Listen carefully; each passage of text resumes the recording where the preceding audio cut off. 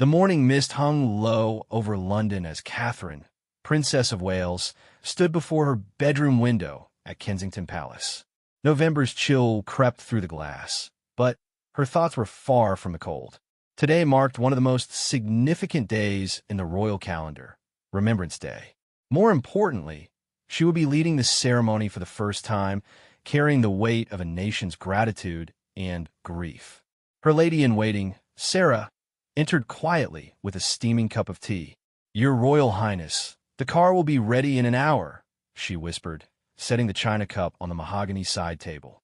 Catherine nodded, her fingers tracing the edge of the window frame. She had attended many remembrance ceremonies before, standing respectfully beside senior royals, but this year felt different. The responsibility now rested on her shoulders.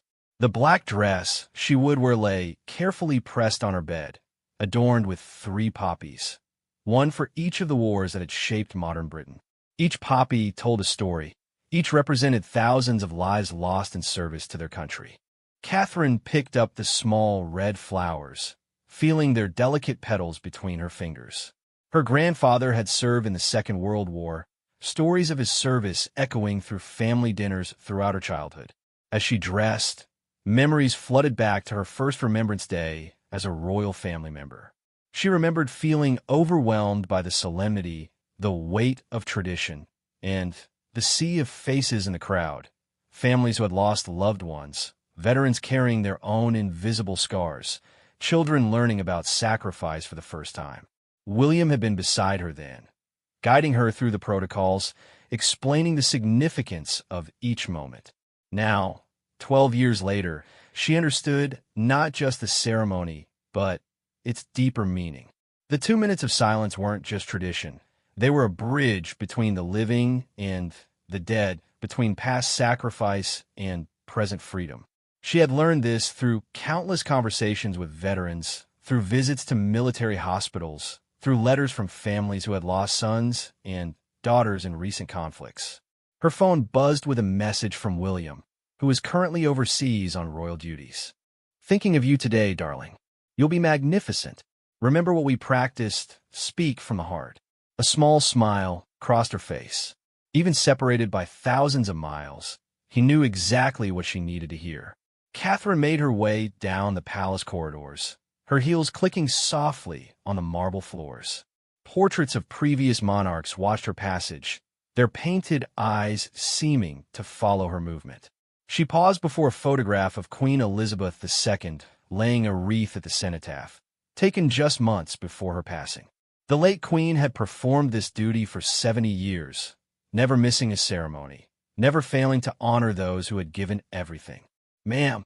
Her private secretary appeared at her elbow. "The advance team reports everything is ready at Westminster. The weather is clearing, and the crowd is already gathering." Catherine nodded, taking a deep breath. She had visited the site yesterday for a final rehearsal, walking through each step of the ceremony. The choreography was precise. Every movement, every pause, every gesture had meaning. The drive through London revealed a city transformed. Union Jacks hung from windows, shopkeepers had placed poppy displays in their windows, and people lined the streets despite the early hour. Many held small flags or wore their own poppies. Some carried photographs of relatives lost in service. An elderly woman caught Catherine's eye through the car window. She was holding a black and white photograph of a young man in uniform, her grandson perhaps, or maybe a husband lost decades ago. At Westminster, the scene was already set. The cenotaph stood stark against the gray sky, its clean lines and simple inscription speaking more powerfully than any elaborate monument could. "The glorious dead." Just 2 words, but they carried the weight of a million stories. The wreaths were arranged with military precision, each representing different branches of the armed forces, different conflicts, different generations of service. Catherine stepped from the car and immediately felt the eyes of the nation upon her. Television cameras captured her every movement, but she had learned to block out the mechanical aspects of royal duty. Instead, she focused on the faces in the crowd. A young mother explaining to her toddler why everyone was being so quiet, a group of cadets standing in perfect formation, an elderly veteran in a wheelchair with medals covering his chest. The ceremony began with the slow, measured steps of the honor guard. Their boots struck the pavement in perfect unison, each step deliberate and respectful. Catherine took her place among the other senior royals, but, for the first time, she stood at the front. The weight of the moment settled on her shoulders like a heavy cloak. As Big Ben began to chime 11 o'clock, a hush fell over the assembled crowd. Catherine closed her eyes and thought of all those who could no longer stand here. The young men who had rushed to enlist in 1914, thinking they'd be home by Christmas. The women who had driven ambulances through bombing raids. The pilots who had defended British skies knowing the odds were against them. The peacekeepers who had given their lives in distant conflicts most people couldn't find on a map. The silence stretched out, profound and complete. In that quietness, Catherine felt connected not just to those they remembered, but to everyone gathered there. Shared grief, shared gratitude, shared hope for a world where such sacrifices might no longer be necessary. When the 2 minutes ended with the last post, played by a lone bugler, she opened her eyes to find tears on many faces around her. Now came the moment she had prepared for most intensely. Walking forward with measured steps, Catherine approached the cenotaph. In her hands, she carried a wreath of red poppies, their vibrant color stark against the gray stone. Each step felt weighted with history, with responsibility, with the hopes of a nation that still believed in honor and sacrifice. The wreath in her hands represented more than flowers and ribbon. It carried the prayers of mothers who had lost sons, the pride of fathers whose daughters served overseas, the dreams of children who would grow up free because others had chosen to fight. As Catherine placed it at the base of the monument, she whispered a private prayer, not just for the dead, but for the living who still served, who still stood ready to answer their country's call. The ceremony continued with clockwork precision, but Catherine noticed the small, human moments that the cameras might miss. An elderly woman in the front row dabbed her eyes with a lace handkerchief, while beside her a young man in military uniform stood at perfect attention despite the tears streaming down his face. These were the moments that made the ceremony real, that transformed royal duty into something deeply personal. After the official wreath-laying, representatives from various organizations stepped forward. The British Legion, the Royal Navy Association, Families of the Fallen, each group carrying their own tribute. Catherine watched as a small girl, no more than 8 years old, walked forward with her grandfather. She carried a tiny wreath made of hand-picked poppies, her serious expression showing she understood the importance of her task, even if she couldn't fully grasp its meaning. The girl's grandfather, Catherine noticed, walked with a slight limp and wore a row of medals that spoke of service in multiple conflicts. His weathered hands guided his granddaughter gently, showing her exactly where to place their offering. As they stepped back, the old soldier's eyes met Catherine's for just a moment. In that brief exchange, she saw gratitude, respect, and something else, hope that the next generation would understand the cost of their freedom. Following the formal ceremony, Catherine was scheduled to meet with veterans and their families in a nearby hall. This was the part she had most looked forward to, the chance to hear their stories firsthand. As she entered the warmly lit room, the chatter of conversation died down momentarily before resuming in quieter tones. People weren't quite sure how to approach the Princess of Wales, but Catherine had learned over the years how to put people at ease. She made her way to a corner where 3 elderly men sat at a small table, their conversation animated despite their advanced age. "Good morning, gentlemen," she said, pulling up a chair without ceremony. "I hope I'm not interrupting anything important." One of the men, wearing a Royal Air Force pin on his blazer, chuckled. "Just arguing about whose war stories are the most exaggerated, Your Royal Highness. I'm afraid we've been at it for 40 years now." Their laughter was infectious, and Catherine found herself genuinely smiling for the first time that morning. These men, she realized, had found a way to carry their experiences without being crushed by them. They had learned to find joy even while honoring sorrow, to celebrate life even while remembering death. Tell me about your service, Catherine asked, settling into her chair as if she had all the time in the world. The RAF veteran, whose name was Gerald, straightened slightly. Bomber Command, ma'am. Flew over Germany more times than I care to count. Lost a lot of good friends, but we kept going because we had to. Someone had to stop the madness. His friend James, wearing a Royal Navy badge, nodded solemnly. I was on convoys in the Atlantic. Submarine Alley, we called it. Never knew if we'd make it to the next port, but the merchant ships needed protecting. Those boys were carrying food and supplies that kept Britain alive. The third man, quieter than his companions, simply said, Korea. Not many people remember Korea these days. Catherine turned to him with interest. I'd like to hear about it, if you're willing to share. His eyes lit up with surprise. Really, ma'am? Most people just want to hear about the big wars, World War II, and such. Korea was different, colder, more confusing. We were there to help, but it never felt like we were winning or losing, just surviving each day. For the next hour, Catherine listened to stories that no history book could capture. Gerald told her about a Christmas Eve when his bomber crew shared a single chocolate bar they'd been saving for weeks, each man taking just a small piece to make it last.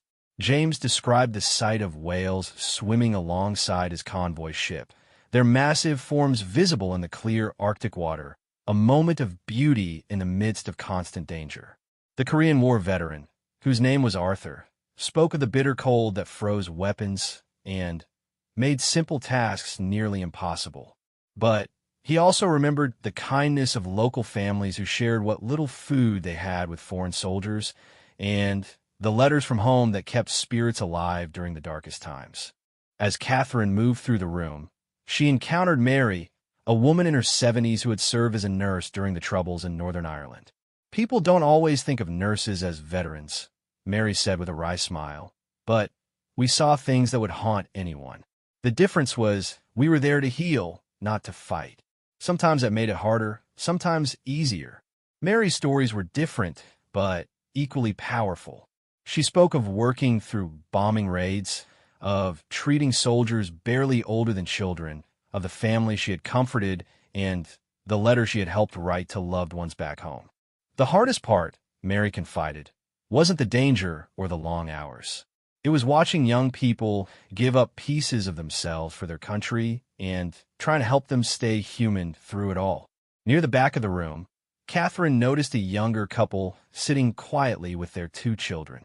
The man wore a prosthetic leg, and his wife held their baby while their toddler played with toy soldiers on the floor. Catherine approached them gently, sensing a different kind of story here. I'm David, the man said, rising slightly from his chair. This is my wife Emma and our children, Sophie and baby James.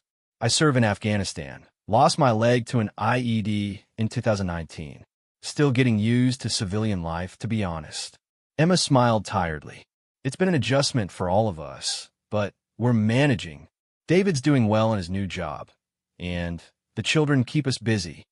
David's story was more recent, but no less significant. He spoke of the confusion and complexity of modern warfare, where enemies weren't always in uniform and victories weren't always clear. He had joined the army to serve his country and found himself in a conflict where the rules of engagement changed daily and success was measured in small improvements rather than dramatic victories. What I remember most, David said, watching his daughter play, is the Afghan interpreters who risked their lives to help us. Some of them are still waiting for visas to come to Britain, still in danger because they chose to trust us. That weighs on me more than losing my leg. I knew the risks when I signed up, but they trusted us to keep them safe. Catherine listened intently, understanding that each person's sacrifice rippled outward, affecting families, communities, and future generations. Sophie, David's 3-year-old daughter, had never known her father with both legs, but she seemed completely unaware that anything was different. To her, Daddy was simply Daddy, the man who read her bedtime stories and taught her to ride her tricycle.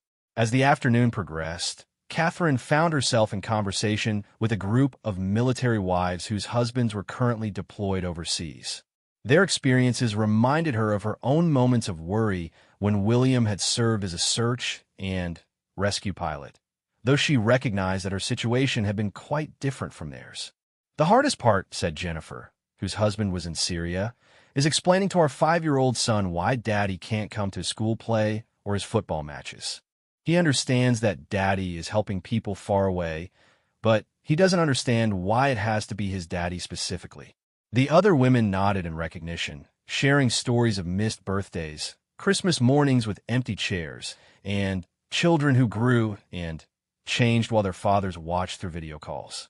These conversations reminded Catherine that military service wasn't just about the individuals who wore the uniform. Entire families serve in their own way, making sacrifices that outsiders rarely saw or acknowledged. Children grew up learning to be proud of their parents' service while also coping with their absence. Spouses manage households and careers while carrying the constant low-level stress of worry for their partner's safety. As the event wound down, Catherine made her way back to the elderly veterans she had first met. They were still deep in conversation, but now they were sharing photographs from their wallets, grandchildren, great-grandchildren, holiday snapshots. Gerald looked up as she approached. "Your Royal Highness, thank you for listening to us old soldiers ramble on. It means more than you know." Catherine shook her head. "Thank you for sharing your stories. They're important, and they need to be told." She paused, looking around the room at the assembled families. "You've all given so much, and I hope you know how grateful we are, not just today, but every day." As Catherine prepared to leave, young Sophie ran up to her, clutching one of her toy soldiers. "Princess Lady," she said in the direct way of small children, "this is for you. He's very brave." Catherine knelt down to accept the small plastic figure, touched by the gesture. "Thank you, Sophie. I'll take very good care of him." Behind the child, David and Emma beamed with pride at their daughter's confidence. The drive back to Kensington Palace gave Catherine time to process everything she had heard and seen. The small toy soldier Sophie had given her sat in her palm, its painted uniform bright against her black gloves. Such a simple gesture, yet it captured something profound about the day, the way military service connected generations, the way children understood duty even when they couldn't articulate it. Her private secretary, James, sat across from her in the car, making notes for the following day's schedule. "Ma'am, the palace has received over 300 messages about today's ceremony already. The feedback has been overwhelmingly positive." Catherine nodded absently, her mind still with the people she had met. Numbers and statistics felt less important than the individual stories she had collected like precious stones. Back at the palace, Catherine retreated to her private sitting room, where she could finally remove her formal attire and process the emotional weight of the day. She changed into comfortable clothes and made herself a cup of tea, settling in her favorite armchair with the toy soldier still in her hand. The room was quiet except for the soft ticking of an antique clock that had belonged to William's grandmother. Her phone rang, and William's face appeared on the screen. Despite the time difference, he looked alert and concerned. "How'd it go, darling? I watched the ceremony online, and you looked absolutely perfect." Catherine smiled at his worried expression. "It was overwhelming, but in the best possible way. The stories, William, the stories these people carry." She told him about Gerald and his bomber crew sharing a single chocolate bar, about Mary treating wounded soldiers in Northern Ireland, about David adjusting to life with a prosthetic leg while raising 2 young children. William listened intently, occasionally asking questions or sharing his own memories of meeting veterans during his service days. "I keep thinking about something Arthur told me," Catherine said, curling up in her chair. "He said the hardest part about Korea wasn't the fighting or the cold, but coming home and realizing that life had continued normally while he was gone. People were worried about ordinary things, job promotions, football scores, what to have for dinner. He felt like he'd been to another planet and couldn't explain to anyone what he'd seen." William nodded thoughtfully. "I remember feeling something similar after particularly difficult rescue missions. You'd pull someone out of a crashed helicopter or off a sinking boat, literally hold their life in your hands, and then come home to arguments about whether to repaint the kitchen. It's not that normal life isn't important, but the contrast can be jarring. They talked for nearly an hour, Catherine sharing details from each conversation while William offered insights from his own military experience. It struck her how much their roles had prepared them for this moment. William's service giving him credibility with veterans, her background allowing her to connect with families and understand the civilian perspective. After ending the call, Catherine sat in contemplative silence. The palace around her felt almost ethereal in the late afternoon light, its grandeur somehow both comforting and isolating. She thought about the responsibility that came with her position, not just the ceremonial duties, but the deeper obligation to truly understand and represent the people she served. Her lady-in-waiting knocked softly and entered with a tea tray. "Your Royal Highness, there are several letters that arrived this afternoon. They're marked urgent, but I believe they're personal rather than official." Catherine accepted the small stack of envelopes, noting the careful handwriting and varied paper quality that suggested they came from ordinary citizens rather than official sources. The first letter was from Gerald's granddaughter, thanking Catherine for spending time with her grandfather and the other veterans. "Grandpa hasn't stopped talking about meeting you," she wrote. "He called everyone in the family to tell them how you listened to his stories and asked real questions. It means the world to him to know that his service mattered." Another letter came from Mary, the nurse who had served in Northern Ireland. Her handwriting was shaky but determined. "Your Royal Highness, I hope I didn't talk your ear off today. I haven't shared those stories with many people. They're not the sort of thing you bring up at dinner parties. But I could tell you understood that healing can be as important as fighting, that service comes in many forms." The third envelope contained a child's drawing from Sophie, the 3-year-old whose father had lost his leg in Afghanistan. The picture showed stick figures of what appeared to be a princess and a soldier, with a rainbow overhead and flowers at their feet. In careful capitals, someone had helped her write, "Thank you for being nice to my daddy." Catherine felt tears prick her eyes as she studied the innocent artwork. Here was a child who had never known war directly, but was growing up with its consequences, learning early that some adults carried invisible burdens that required extra gentleness and understanding. Sophie's drawing captured something that official ceremonies sometimes missed: the simple human need to be seen and acknowledged. The fourth letter surprised her. It came from a woman named Patricia whose son had been killed in Iraq 15 years earlier. "Your Royal Highness, I wasn't at today's ceremony, but I watched it on television. I want you to know that seeing you lead the wreath-laying gave me comfort. My son believed in service, believed in protecting others. Knowing that someone like you carries forward that memory makes his sacrifice feel meaningful." Catherine set the letters aside carefully, planning to respond to each one personally. This was another lesson she had learned over the years, that royal duty wasn't just about public appearances, but about the private connections, the individual acknowledgments that reminded people their sacrifices were seen and valued. She walked to her desk and pulled out her personal stationery, beginning to craft responses that would be genuine rather than formulaic. To Gerald's granddaughter, she wrote about how much his stories had meant to her and how they would influence her future work with veterans organizations.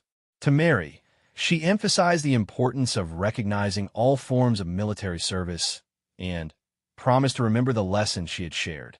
Sophie's drawing would get a special response, a thank you note that the child could understand, perhaps with a photograph signed especially for her. And to Patricia, who had lost her son, Catherine wrote the most carefully considered response of all, acknowledging her grief while affirming that her son's service would never be forgotten. As evening fell, Catherine found herself thinking about the cyclical nature of remembrance. Each generation faced its own conflicts, made its own sacrifices, and then passed down the responsibility of memory to their children. The elderly veterans she had met today had learned about service from fathers and uncles who had served in earlier wars. David and his fellow Afghanistan veterans were now teaching their own children about duty and courage. She thought about her own children, George, Charlotte, and Louis, and how they would one day understand the weight of the crown they might wear or the responsibilities they would inherit. Would George ever serve in the military as his father and grandfather had? Would Charlotte find her own way to serve her country? Would Louis carry forward the family tradition of honoring those who had given everything for others? The questions felt both distant and immediate. Her children were still young, still protected from the full knowledge of what royal duty entailed. But someday they would stand where she had stood today, carrying wreaths to honor the fallen, listening to stories from veterans, making promises to remember and to serve. Catherine's phone buzzed with a message from her mother. "Carol, watch the ceremony today. You looked beautiful and dignified, exactly what the moment required. Dad and I are so proud of you." The simple words from her parents, who had watched her journey from a university student to the Princess of Wales, reminded her of how much her own life had changed and how many people had supported her along the way. She thought about tomorrow's schedule, visits to military hospitals, meetings with veterans' charities, planning sessions for future remembrance events. The ceremonial part of today was over, but the real work of honoring service members was just beginning. Each conversation today had given her new ideas for how the royal family could better support military families, how they could ensure that stories like Gerald's and Mary's and David's continued to be told.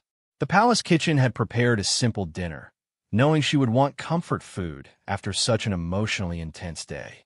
As Catherine ate alone in her sitting room, she reflected on the privilege of her position, not just the luxury and recognition, but the genuine opportunity to make a difference in people's lives.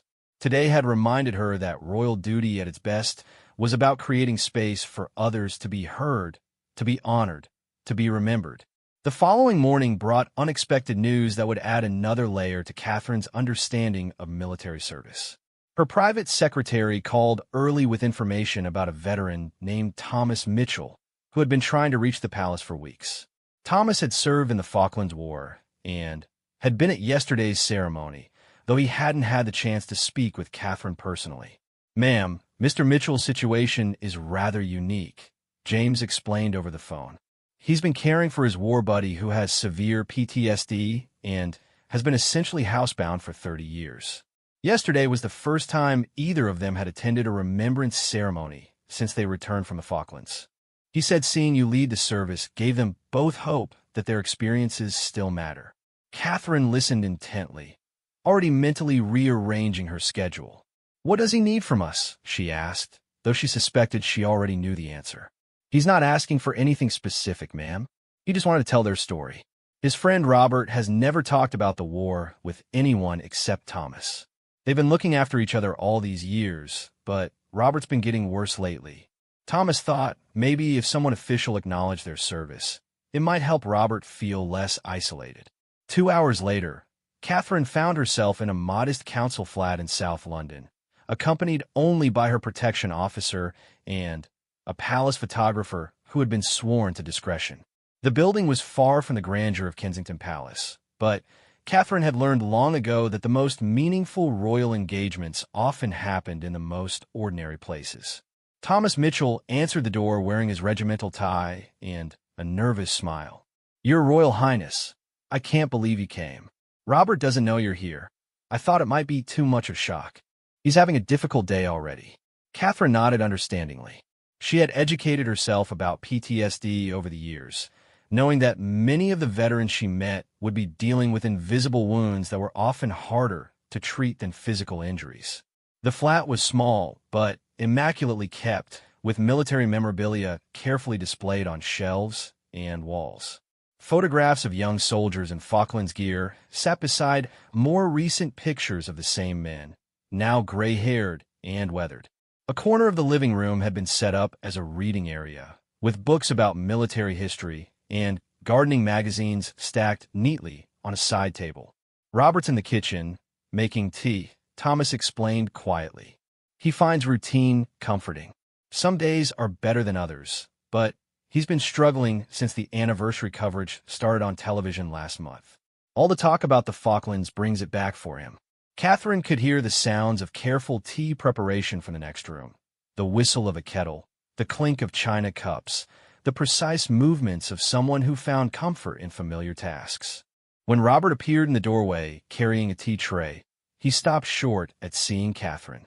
For a moment, his face showed confusion, then recognition, then something approaching panic. "Thomas, you didn't tell me," he began, his voice trailing off as he stood frozen in the doorway. Catherine rose from her chair slowly, giving him time to process her presence. "Hello, Robert," she said gently, using the same tone she would use with a startled child. "Thomas told me you serve in the Falklands. I wanted to thank you personally for your service." Her words seemed to unlock something in Robert's frozen posture. He set down the tea tray with shaking hands and looked directly at her for the first time. "You came here? To our flat?" he asked, his voice barely above a whisper. "But I'm nobody special. I'm just—" He struggled to find words, gesturing helplessly around the modest room. Catherine shook her head firmly. "You're a veteran who served your country with honor. That makes you very special indeed." Over the next hour, Catherine listened to a story that no official war history would ever record. Thomas and Robert had been young paratroopers when they were sent to the Falklands in 1982. They had expected adventure and glory, found instead mud, terror, and the kind of experiences that change people forever. Robert had been beside his best friend when a shell exploded nearby, killing the friend instantly and leaving Robert physically unharmed but psychologically shattered. "I should have died instead of him," Robert said quietly, staring into his teacup. Danny had a wife and a baby daughter he'd never even met. I had nobody waiting for me. It should have been me. These words, Catherine realized, had probably been echoing in Robert's mind for over 40 years, poisoning every day with guilt and regret. Thomas took up the story from there. They had returned to England as heroes, but Robert couldn't handle the celebrations or the civilian world that seemed oblivious to what they had experienced. He tried to go back to his old job at the factory, Thomas explained, but he couldn't handle the noise of the machinery. Reminded him too much of artillery. He couldn't sleep, couldn't eat properly, couldn't be around crowds. In those days, PTSD wasn't well understood or widely acknowledged. Robert had been told by military doctors that he was suffering from stress and would get over it with time. No counseling was offered, no ongoing support provided. He was expected to simply return to normal life and forget what he had seen and experienced. "So I looked after him," Thomas said simply. "We found this place, and I got a job that could support us both. Robert does what he can. He's brilliant with plants, grows the most amazing vegetables on our balcony. He reads everything he can get his hands on about military history. But he's never been able to be around groups of people, never been able to talk about the war with anyone except me." Catherine was struck by the quiet heroism of Thomas's decades-long commitment to his friend. Here was another kind of military service, the daily choice to care for a wounded comrade, to provide stability and protection not through weapons but through presence and loyalty. "Thomas, what you've done for Robert is extraordinary," she said. "This is service too, just as important as what you did in the Falklands." Robert looked up sharply. "He's given up everything for me. Never married, never had a family of his own. All because I couldn't handle coming home from a war that lasted less than 3 months." There was bitter self-recrimination in his voice, the same tone Catherine had heard from other veterans who blamed themselves for wounds they couldn't control.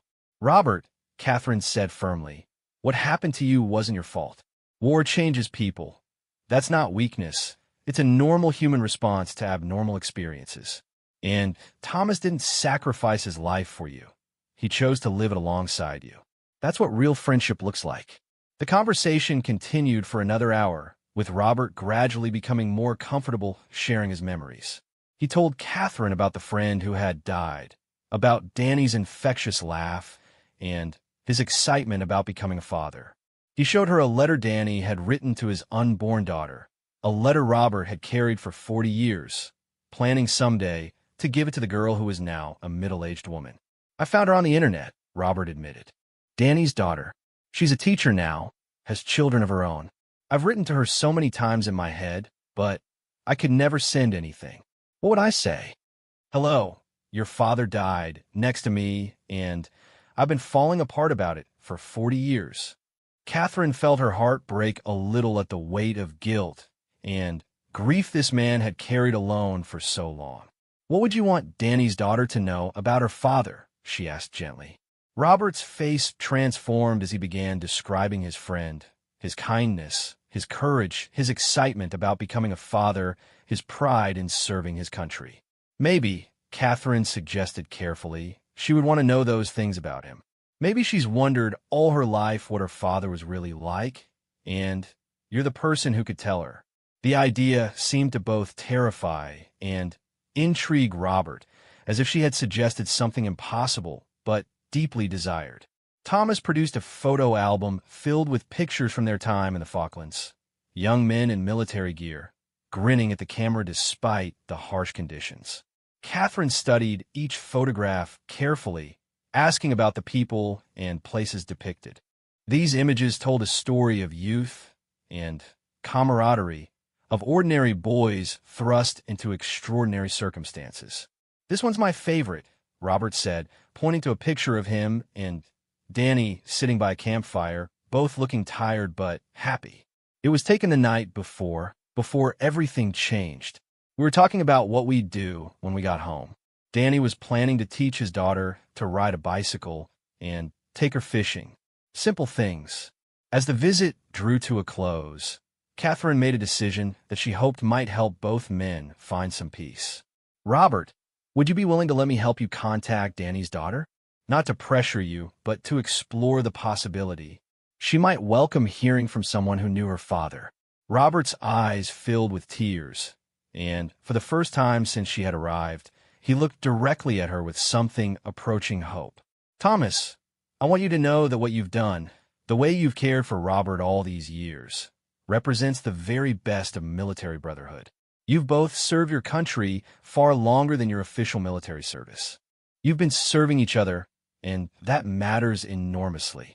Before leaving, Catherine made arrangements for the palace to connect Robert and Thomas with veteran support services that might help them both. She also quietly arranged for them to have VIP seating at next year's Remembrance ceremony, with proper support to ensure Robert could participate comfortably. As she drove back through London, Catherine reflected on how much her understanding of military service had expanded in just 24 hours. Yesterday's ceremony had honored the traditional narrative of sacrifice and heroism. Today's visit had revealed the longer, more complex story of how people lived with the consequences of service for decades afterward. Both were equally important, equally deserving of recognition and support.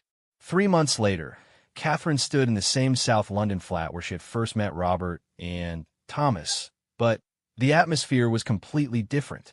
Sunlight streamed through windows that had been cleaned and fitted with cheerful curtains. The small space felt warmer, more lived in, filled with the quiet energy of healing and hope. Robert was in the kitchen again, but this time he moved with purpose rather than nervous routine. The tea tray he brought out was accompanied by homemade biscuits and a small vase of flowers from his balcony garden. "Sarah's coming today," he announced to Catherine, his voice carrying excitement mixed with nervousness. "Danny's daughter. She's bringing her own daughter to meet me." The transformation in Robert over the past months had been remarkable. With proper counseling and support, he had begun to process his wartime experiences in healthier ways. More importantly, he had reached out to Danny's daughter through a carefully worded letter that Catherine had helped him craft. The response had been immediate and warm. Sarah had been hoping her entire life to meet someone who had known her father personally. "She said she has so many questions," Robert continued, arranging the flowers with careful precision. "About what he was like, what he talked about, whether I thought he would have been proud of her. I've been writing everything down so I don't forget anything important." Indeed, a notebook sat on the table filled with Robert's careful handwriting, memories, and stories he had never shared with anyone except Thomas. Thomas appeared from the bedroom, wearing a new shirt and his regimental tie, his own nervousness evident, but overlaid with pride in his friend's progress. "He's been preparing for this visit like it was a military operation," Thomas told Catherine with a grin. Lists, schedules, backup plans for every possible conversation topic. Catherine smiled, understanding that structure and preparation were helping Robert manage his anxiety while allowing him to honor his friend's memory properly. "How are you feeling about today?" she asked Robert directly. He considered the question seriously before answering. "Scared," he admitted, "but good scared if that makes sense. For 40 years, I've carried Danny's memory like a weight that was crushing me. Now it feels more like a treasure I get to share. His daughter has the right to know who her father really was, and I'm the only one left who can tell her." The doorbell rang at precisely 2 o'clock, and Robert's hands trembled slightly as he smoothed his shirt. Catherine positioned herself near the kitchen doorway, ready to provide support if needed, but wanting to let this reunion unfold naturally. Thomas opened the door to reveal a woman in her 40s with her father's eyes and smile, accompanied by a teenage girl who looked curiously around the modest flat. "Robert," Sarah said softly, stepping forward with obvious emotion. "I'm Sarah Mitchell. Well, Sarah Thompson now. And this is my daughter, Emma. We've been looking forward to meeting you for months." Robert stood frozen for a moment, seeing in this middle-aged woman the baby his friend had never had the chance to hold. "You look like him," Robert said wonderfully, his voice cracking slightly. "Danny would have been so proud of the woman you've become." The ice was broken immediately, and soon all four of them were sitting around the small table while Robert began to share stories that had been locked away for decades. He told Sarah about her father's kindness, how Danny had shared his rations with local children in the Falklands, and always volunteered for the most dangerous patrols because he said he had something precious waiting for him at home. He described Danny's excitement about becoming a father, how he had carved a small wooden toy for his unborn child during quiet moments between missions. "He carried your first baby picture everywhere," Robert said, producing a faded photograph from his wallet. "This one, we are maybe 6 months old. He got it just before we deployed, and he showed it to everyone. Said you were going to be the most brilliant, most beautiful girl in the world." Sarah wiped away tears as she studied the photograph, seeing herself through her father's loving eyes for the first time. Emma, Sarah's daughter, listened with rapt attention as Robert described her grandfather's personality. "He sounds like he was funny," she said when Robert told a story about Danny doing impressions of their commanding officers to cheer up the other soldiers. "Mom always wondered if I got my sense of humor from him." "Oh, you definitely did," Robert assured her. "Danny could make anyone laugh, even in the worst circumstances. He used to say that if you couldn't find something to smile about, you weren't looking hard enough." Emma beamed with pleasure at this connection to the grandfather she had never known. As the afternoon progressed, Robert grew more comfortable, sharing not just the happy memories, but also the more complex truths about war and loss. He explained to Sarah and Emma how much her father had worried about missing important moments in their lives, how he had made Thomas promise to check on his family if anything happened to him. "I failed at that promise for 40 years, Robert said with deep regret. "I was too broken to reach out to you, too ashamed of how I'd fallen apart. But Danny would have wanted you to know how much he loved you, even before you were born. He used to say that fighting was worth it because he was protecting his daughter's future." Sarah reached across the table to take Robert's weathered hands in hers. "You didn't fail anyone," she said firmly. "You carry my father's memory when no one else could. You kept him alive in your heart all these years. That's not failure. That's love." The conversation turned to practical matters. Sarah had brought photo albums showing her life, school graduations, her wedding day, Emma's birth, family holidays. She wanted Robert to see how her father's sacrifice had contributed to a life well lived, how his granddaughter was growing up confident and happy in the free country he had helped protect. "I named Emma's middle name Diana, after my mother," Sarah explained, "but I always wished I could have included something to honor my father, too. I never knew enough about him to choose something meaningful." Robert's face lit up with an idea.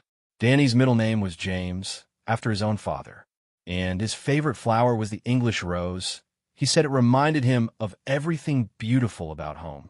Sarah smiled through her tears. "Emma Diana Rose Thompson. It has a nice ring to it, doesn't it?"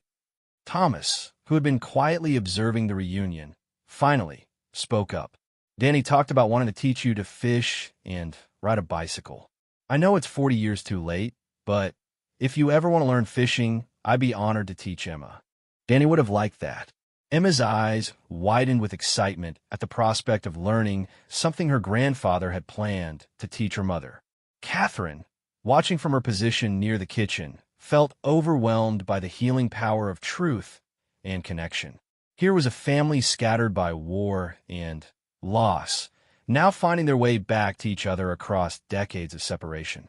The military service that had taken Danny away had also created bonds strong enough to bridge any gap of time or circumstance. As the visit wound down, Sarah presented Robert with a gift that left him speechless, a framed photograph of Danny in his military uniform, one that had been professionally restored and enhanced. "I want you to have this," she said. "All these years, you've been carrying his memory alone. Now we can share it." Robert traced the edges of the photograph with trembling fingers, seeing his young friend's face clearly for the first time in years. "I have something for you, too," he said, disappearing into the bedroom and returning with a small wrapped package. Inside was the wooden toy Danny had carved for his unborn daughter, carefully preserved for 40 years. "He made this for you while we were waiting for orders," Robert explained as Sarah cradled the simple carved bird in her hands. "He said every child should have something made by their father's hands. I've been keeping it safe, waiting for the right moment to give it to you." The room fell silent as everyone absorbed the profound significance of this exchange.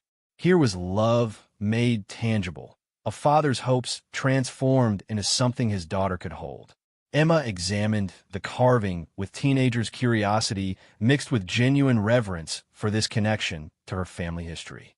Before leaving, Catherine made arrangements for Robert and Thomas to be formally recognized for their service and sacrifice. She had been working quietly with veterans organizations to establish a new category of recognition for veterans who had served their comrades through decades of post-war care and support.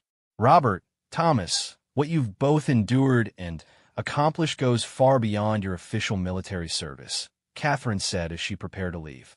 "You've shown that brotherhood and loyalty can triumph over trauma and time. Your story needs to be told, not just for your own healing, but to help other veterans understand they're not alone." 6 months later, Catherine stood once again at the cenotaph for another remembrance ceremony, but this time she was not alone in her leadership. Beside her stood veterans from every recent conflict, including Robert and Thomas, both wearing their medals with pride. Sarah and Emma stood in the crowd, part of a new generation learning to honor sacrifice while celebrating survival. As Catherine laid the wreath, she thought about all the stories that had brought her to this moment. Gerald's chocolate bar, Mary's healing hands, David's adjustment to disability, Patricia's enduring grief, and Robert's 40-year journey back to connection and peace. Each story had taught her something different about service, sacrifice, and the long process of healing that continues long after war's end. The ceremony concluded with the traditional 2 minutes of silence, but Catherine no longer experienced it as empty quiet. Instead, she heard the echo of every conversation she had shared with veterans and their families. She felt the weight of all the stories entrusted to her care, the responsibility to ensure that individual sacrifices were never forgotten or diminished. When Big Ben chimed the end of the silence, Catherine looked out over the crowd and saw not just a sea of faces, but individual stories of courage, loss, healing, and hope. Her role as Princess of Wales had taught her that true service meant not just wearing the crown gracefully, but using its platform to amplify voices that might otherwise go unheard.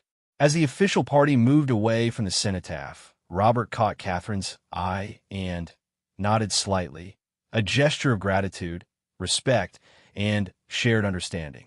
In that moment, she knew that her leadership of the ceremony had accomplished something more important than protocol or tradition. It had created space for healing, for connection, and for the kinds of stories that transform individual suffering into collective strength. The princess who had begun this journey worried about protocol and tradition had discovered something far more valuable: the profound privilege of bearing witness to human resilience and the unbreakable bonds that military service creates between people who may never meet, but who share the common experience of serving something larger than themselves.